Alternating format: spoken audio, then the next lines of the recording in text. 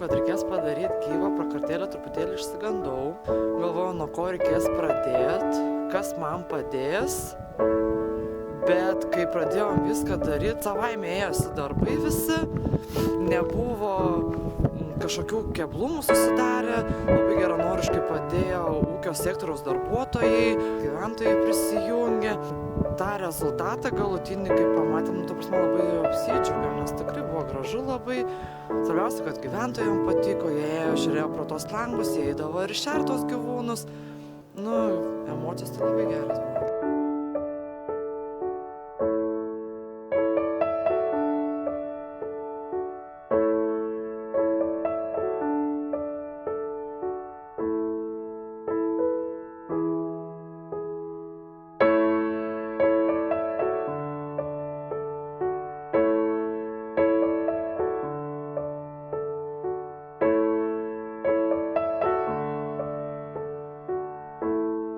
Išsiskirti ir padaryti ne taip, kaip buvo daroma iki šiol.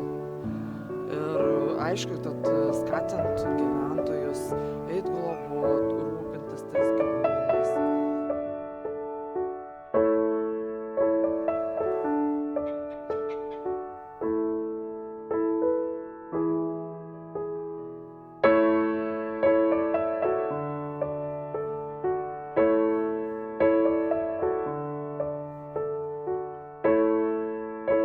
Žąsiną gavom iš globos namų direktoriaus,